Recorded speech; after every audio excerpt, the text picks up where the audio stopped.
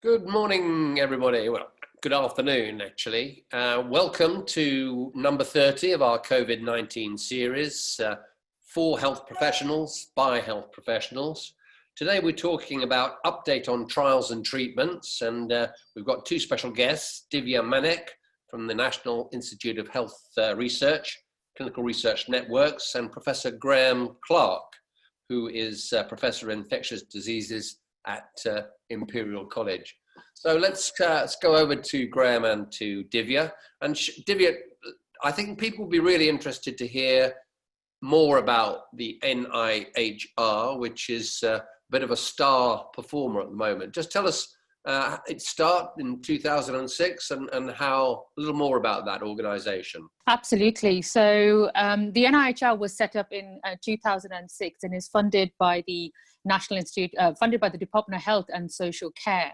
We're extremely lucky, actually, because we get quite a substantial amount of funding from the government year on year, roughly £1 billion every year, of which a part of it goes towards funding clinical research, and a substantial part of it goes towards delivery and what we would call infrastructure, people to deliver research, and places such as biomedical research centers and clinical research facilities, or ensuring that there's appropriate workforce within the NHS to deliver clinical research. So the NIHR, we tend to call it's the research arm of the NHS, and it all from 2006 it was integrated within the NHS, and last year we had a change in our branding to ensure that the NIHR branding reflected our position in delivering clinical research in a global position. There is no other infrastructure like the NIHR anywhere else in the world which got the funding that we get, but also delivers not just funder like the NIH in the US, but actually the delivery element of it. So it is uniquely integrated clinical research system within the NHS. And year on year, we have come from strength to strength. I mean, 2010, or maybe just to give you an example, in 2012 and 13, that's the year when I joined in my role as business development. So I was the single person who started at that point, whose job was to bring more clinical trials into the UK from a global life sciences industry. We were recruiting, the numbers of participants that we were recruiting at that point in commercial contract studies was about 20,000. The number of commercial studies that we were recruiting every year was about 300. Since then to now, we've doubled the amount of recruits that we've number of people we recruit into commercial contract studies, and we more than doubled the number of studies that we get from global companies who are running global trials. So the NIHR really has kept the momentum going on delivery of clinical research. And Graham, you're whilst I'm employed by the NIHR, so of course I've got a biased view, but Graham, you as well are involved and supported by the NIHR. So maybe you can share your views here about the NIHR and the role of delivering clinical research in the UK. Graham, let's focus on the role of NIHR in COVID, because we've only got half an hour. And should we go straight to the recovery trial, which is very important trial globally? Yeah, I mean, happy to talk about that, and obviously heavily conflicted because I am funded by NIHR. It's worth making one or 2 points first. I mean, I think we're fortunate in that the head of the NIHR is actually Chris Whitty, the Chief Medical Officer. And I think early on in the response to the pandemic, when people were talking about the pillars of the strategy for the country, research was very much front and center of that. It was one of the 4 parts of that strategy, and I think that's been very helpful for us at a number of levels in terms of delivering research. And actually that's allowed a bit of coordination in terms of trying to do things, including the recovery trial. And so for those who aren't familiar, this is probably the largest trial, well, it's the largest trial of COVID in the world, and it's obviously therefore the largest trial within England and the UK, but not the only trial. There have been other trials delivered through the infrastructure. But recovery has been designed to be big. It's designed to be accessible for patients throughout the country, leveraging this infrastructure that Divya has talked about. And there are a number of design features that have allowed that allow it to be easy to recruit. It allows clinicians to choose the options they want to randomize patients to, and to have a relatively light data collection system. and relatively light biological sample collection system that allows things to be done quickly and at scale. And speed is really the key thing for these trials. And this was set up in a very short period of time through sort of planning in February and implementation in March. And obviously it's been incredibly successful by bringing results to the patients very quickly. So just summarize for us, for our clinicians who are watching today, that the main conclusions so far. I realize there's more to come from this trial. Yeah, so I think there have been very clear positives and very clear negatives. And the main negatives have been evidence about Kaletra, an HIV drug that we use for many patients with HIV that was thought to have some activity against SARS-CoV-2. And evidence from recovery and other trials is pretty clear that that's not effective. And similarly for hydroxychloroquine, a drug that was of great interest both medically and politically, it's clear that the effect of that is pretty minimal, if at all, and possibly harmful in patients who are hospitalized. And the main positive finding has really been around dexamethasone. So I think it's helpful to take a step back and think about therapies as those that target the virus and those that target the host. And so hydroxychloroquine, Kaletra, Remdesivir, which we'll come on to, I guess, they tend to target the virus. And dexamethasone is targeting the host, the immune response that we think is damaging in later and more severe disease. And it's clear from the data we've got that dexamethasone at lower dose, sort of 6 milligrams a day, seems to reduce mortality at 28 days. And we're waiting for some more data as to how that works and which patients seem to benefit most. But in the subgroup analysis, we can look at different groups of patients, and the benefit there in reducing mortality seems to be greatest in those with most severe disease. So those who might be on intensive care and also those who are hospitalized on oxygen who seem to get most benefit. So, I mean, it's a very clear signal and it's something that we've been put into clinical practice very quickly, but it's only just the first step in trying to understand how we best treat this condition. And clearly mortality still remains relatively high, even for those getting dexamethasone as therapy. And does it tell us what dose of dexamethasone we should use? I think it was quite a low dose. 6 milligrams? It's a relatively low dose. So before the trial started, there was a huge debate as to whether steroids were going to be helpful or indeed harmful. And there was evidence from other similar viruses like MERS and SARS, the original SARS-CoV-1, that perhaps steroids could be harmful. But there was some other indirect evidence from flu, for example, that low-dose steroids may be beneficial. And so the dose that was selected was somewhere in the middle of the range of what might have been chosen. And dexamethasone was selected based on, as an option, alternative to other steroids based on some other evidence from other diseases. But there were still many people who felt that it was going to be harmful and didn't want to randomize patients into the trial. And I think that's important to remember now, is that there was a lot of resistance in some quarters to actually doing this study at all. But that really just reflected uncertainty, and it's where you have that uncertainty in equipoise that trials are so valuable. And I think we've got a very clear answer now as to the fact that dexamethasone can be helpful. And the questions remain as to what's the best dose, what's the best timing, how do we use it with other treatments, and can we do better? Can we use other newer, more targeted immunomodulators, for example, to do better than dexamethasone? You know, there's a lot of hype around Remdesivir. You've already mentioned it. So why wasn't that included in recovery? And then Divya, tell us, that I think there are some other trials you're setting up right now for Remdesivir, maybe they're running already. So tell us about the challenges of setting up trials with agents like Remdesivir and other ones. So yes, so just very briefly, I mean, Remdesivir is unlike dexamethasone, which is a generic product we've had on the essential medicines list for over 30 or 40 years. Remdesivir is proprietary, it's run by a company. And so most of the trials for Remdesivir have been run by the company or in very close collaboration with groups delivering those trials, such as the NIH. And I think, Divya may want to comment, but I think that there was a sense from the company that the style of trial that recovery may not be the best to try and evaluate the drug in a way that would allow it to be licensed and approved rapidly. But nonetheless, I mean, a lot of those trials of Remdesivir were done in the UK, and recruitment for those trials was also extremely good, running alongside, in many cases, recovery. In our own centre, we ran both the company studies and the strategic studies alongside, and still doing that to some extent.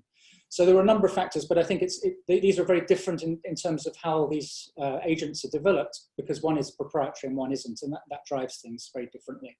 So over to you, Divya. The challenges of trials, these are very ill patients, and this is a new disease that we don't understand. So tell us a little bit about some of the challenges you've experienced. I think the first thing, and Graham alluded to that, is that, you know, in the UK, we had set up the platform. We have got Recovery, we had got Remap Cap, we've got Principle that's running in primary care. So we've got a platform element in the UK.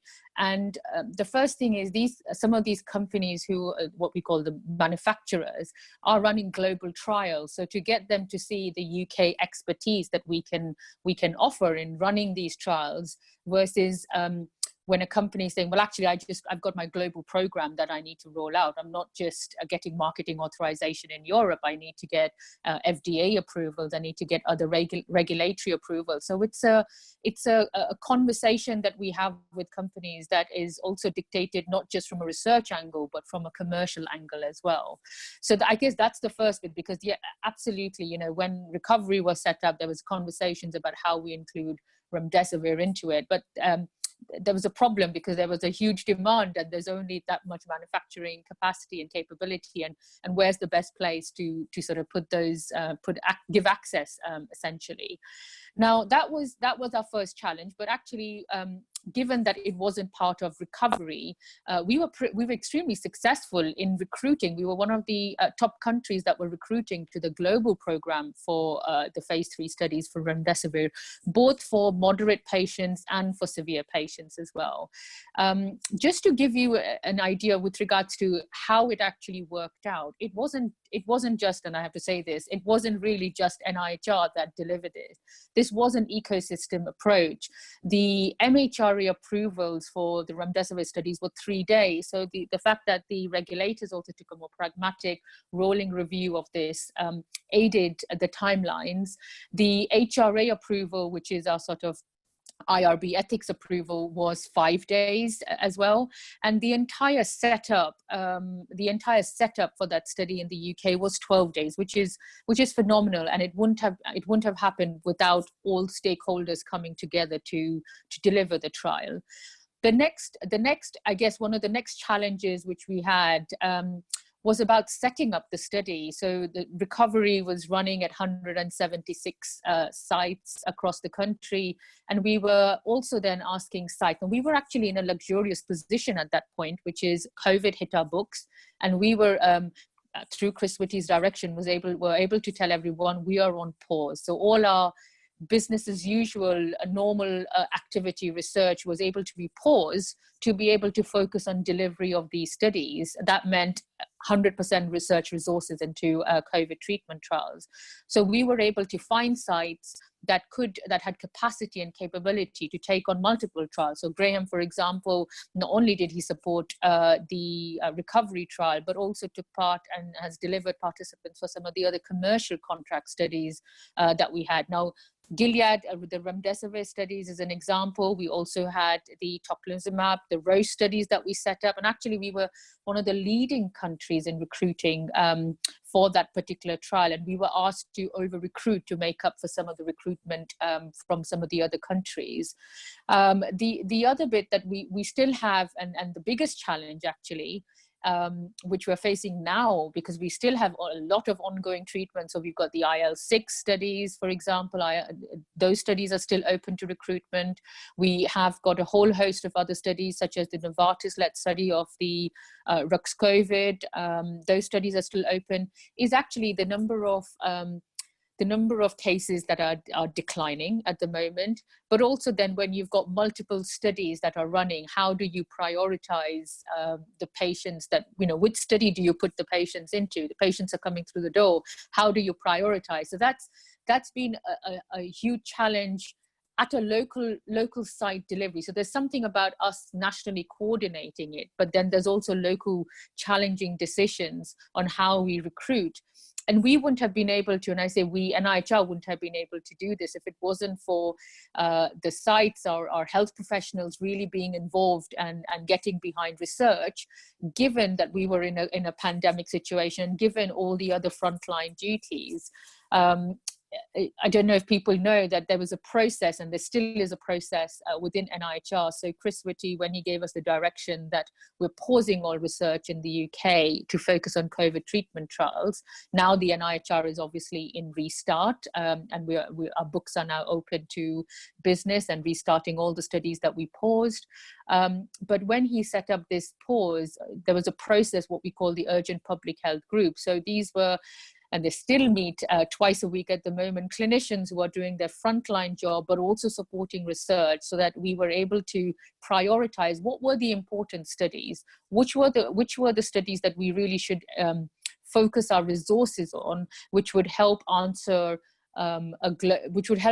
questions that were important to addressing the pandemic. Graham, just tell us a little bit about the Roche compound. Then I wanted you to talk a little bit about convalescent plasma and other antibody studies. Sure. I mean, so the Roche compound is tocilizumab, which is a monoclonal antibody that targets interleukin-6, which we think from some of the early studies, particularly those that came out of China and studies since, is probably an important part of the immune response that is associated with the bad outcome from disease. So by using an antibody targeting that, it may be possible to reduce the inflammation. And those trials, as Divya was saying, have been run globally, but the UK has recruited very strongly for those, and we should see the data for that towards the end of July. It's also part of recovery, so I think there will be quite a lot of data coming out of recovery too to help us understand. And we'll see what that shows, but it's quite possible we see some sort of beneficial effect, and it may be more targeted than maybe dexamethasone. So in terms of long-term side effects and consequences, it may have a role, but obviously there'll be immediate questions about, is it better than dexamethasone if it works? Should they be combined and so forth? And so we'll ideally want to have more studies to answer those questions. I think it's going to be very difficult to do that in the UK. I mean, I hope it's going to be difficult in a sense. And although we can be very pleased with how research has gone in the UK, we have to recognise that it's a consequence of having so many cases. And as Divya was saying, at the moment, transmission and admission of cases is so low that I think companies and other studies are going to start shifting to overseas sites to try and recruit patients going forward. But tocilizumab, as you mentioned from Roche, is one of those agents that's being evaluated. And there are many others. There are many other biological agents in studies, including some of the platform studies like REMAP-CAP, as Divya was saying, in more severe disease. And what about, there's a group of clinicians that I speak to who are very keen on the concept of thrombosis and anticoagulation as a way of preventing the thrombotic complications, including stroke from COVID. Any thoughts about trials on those? Yeah, I mean, I think it's important to recognise that the COVID-19 is a multi-system disease, and it's been interesting to see how many specialities feel they have expertise and claim on it. But I think one of the features that seems to separate it from other severe viral diseases is this more hypercoagulable state that seems to be associated with later disease. And we did a very large post-mortem series at Imperial that showed very clearly every patient we looked at it had evidence of thrombosis somewhere. And obviously there's an element of chance for an individual patient as to how that plays out. And we've seen patients who have coronary thrombosis or cerebrovascular thrombosis. But it does seem to be an important part of the disease. So, and we see that in terms of the activation of the coagulation system. So there are studies going on. We have a trial running locally looking at a bundle of therapy, including antiplatelets and anticoagulation. And some of the platform trials at the moment, only REMAP-CAP is also looking at this as part of one of their domains of therapy to try and understand that. But one of the challenges for clinicians is really trying to work out whether there's equipoise. And I think many clinicians feel that actually the evidence is so strong they just want to treat with anticoagulation, and that can be difficult. I mean, as I mentioned with dexamethasone, we don't always get it right based on our clinical judgment.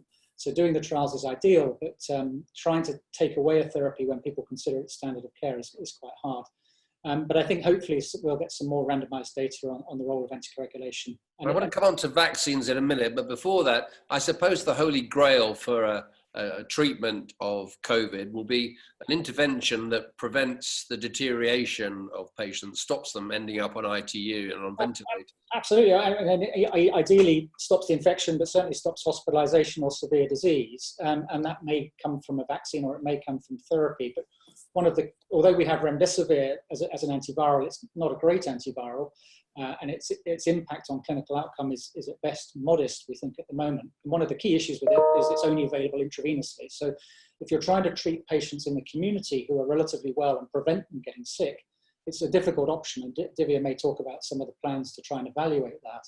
But what we don't have is a very good oral antiviral that we can take in the community that will serve that role. And hopefully that's something we may see coming through in the next few months. But at the moment, we don't have that. Divya, tell us a little bit about trials to prevent hospitalization and subsequent ventilation and so on, these early stage trials. So we've actually got one study ongoing, which is run out of the Southampton team, the Stein-Arjen one, which is actually not a global company, our UK homebred company, which has got the inhaled interferon beta program in, and it's looking at really in that early aspect in the first kind of 72 hours post-COVID symptoms. We also, just to tell people, you would have seen it in the news just a few days ago that Gilead has considered how they're going to start trials basically globally on early in the COVID kind of tracker basically. So we're currently in the UK doing feasibility with regards to how we might recruit participants to this study and putting a strong case in to deliver these studies compared to other countries. So there are plans where companies are sort of where companies have looked at their product and the data that they've got, and now are considering how they might run trials in that early. It's a challenging thing because you're asking people who in the first 72 hours of experiencing symptoms to come up to a particular place, a hospital setting or an outpatient setting to take part in a clinical trial, which is challenging in itself, whereas it's different to when you're in hospital with COVID anyways and you're given a choice of taking part in clinical trials. So these studies will not be easy, but we've got an infrastructure here to deliver them, and that's what we need all hands on deck, we call this, all hands on deck from the clinical community to really support these types of studies that we're trying to bring into the UK. I've got a question here. There's so many questions coming in, and some of them are very technical, and we don't have that much time, but we do have a session at the end of the month when we'll pull all the questions together. So Ian Osterloh says, I think this is a question for you, Graham. In the recovery trial, there were 10% of patients who neither died nor had been discharged at 28 days. What do we know about these? Because they may influence the results. It's a fair point, and I think that one of the real challenges with recovery has been knowing when to share data. You get criticised if you keep data too long, you get criticised if you get data out too early. And so we haven't seen full data on Kaletra hydroxychloroquine, and we saw a preprint on Dexamethasone within a few days, which personally I think is well justified. So the short answer to the question is I haven't seen any more data than that's in the public domain at this point. And so I think there will be updated analysis. And it's right. I mean, if you're late into illness and you're still in hospital, you're going to have a higher mortality than the average patient who's being admitted to hospital. So that may influence our findings in either direction. We don't yet know. So let's move on because time is short. Vaccines, and you're at Imperial. We had Robin Shattuck on a few weeks ago talking about his specific vaccine, but there's going to be a tremendous amount of research needed to prove which vaccine's best, which combination of vaccines, how preventive they are, how long that preventive effect lasts. So thoughts about that? Yeah, I mean, huge questions, all of those that you bring up. And it's been fantastic to see the vaccine community in the UK, which is very strong, have such a high profile role in part of the response to this. And you know, we would all hope and expect that an effective vaccine could be our best way out of lockdown and returning to some sort of pre-COVID society. So it's been fantastic to see the investment that came when it came in a level that was appropriate and allow things to move. And obviously, both the UK-based vaccines are moving at speed, and there's a real balance between moving fast and doing things well. But I think they're both moving fast. The Oxford vaccine moving up to phase 3 trials, and the Imperial vaccine in phase 2 at the moment. You know, it's been great to watch, and I think we should start to see data emerging by the end of the year as to how well they're working. There's still lots of things we need to understand. How much antibody do they produce? What level of antibody do we need to prevent infection? Are we really trying to prevent infection or prevent disease? And how long does that last? And will we need boosters? So those are all big questions. And one of the challenges at the moment is actually how you do those trials in the UK when you're not seeing all those infections. And I know the Oxford group are looking to Brazil and South Africa, and I'm sure my colleagues here will be doing the same soon, to try and recruit recruit quickly and get those answers as quickly as possible. And yeah, I mean, hopefully within a relatively short period of time, we'll have a sense of how well they're working. Maybe go back to Divya. I think, you know, Britain hasn't always come out of this COVID crisis with glowing stars and medals, but I think the research element, you know, that is where British exceptionalism, if you like, to coin a phrase, where we have done really well. Would you agree with that, Divya? Do you think we can look at our research performance with some pride? Absolutely. I mean, we've recruited 130,000 people into COVID treatment trials, including, and it's a whole spread of studies that we've included people in. One of the things that we've actually not talked about at all today, which I do want to raise, is the huge effort from NIHR that we put in place in having focusing our recruitment elements on different ethnic groups. So it's not just about bums on seats and treating people, but it's also about getting a good spread of our cohorts and ensuring that we're doing research, but we're answering the questions in an appropriate manner as well. I mean, we've received a huge amount of praise, dare I say it. My day job, I rarely get to hear praise. I always hear the problems, but we have heard a huge amount of praise from companies, organizations who running global trials and are seeing actually the way in which we're able to set up. And to Graham's point, actually, that, you know, there is for vaccine trials, we have got a low rate of infection and diminishing. We may have peaks and troughs, but that's unknown at the moment. So why would any vaccine developer who can run a study in Brazil or any other country, why would they choose to come to the UK? And I'm the clinical trials lead for the vaccines task force. And actually they're choosing to come to the UK as part of the global program because they know at which the speed and efficiency we can set up alongside the regulatory agency. So the collaboration, which I mentioned before, the ecosystem working has worked for COVID treatment, and it's impacting and affecting the vaccine study, so that actually we can look at not just obviously the Oxford and Imperial, but a whole host of a pipeline of some of these other vaccines that are out there that from global developers that we'll be able to trial and run in the UK. Well, thank you so much. I mean, this whole session's been a bit of a shout out for the NIHR. So congratulations to both of you, and I'm sure all the other people, many other people involved. So just a few final words to remind our listeners and members of the RSM. We do have Sir Don Berwick talking on Thursday. He's a world expert on patient safety. He actually headed up the review, the inquiry into the Stafford disaster a few years ago.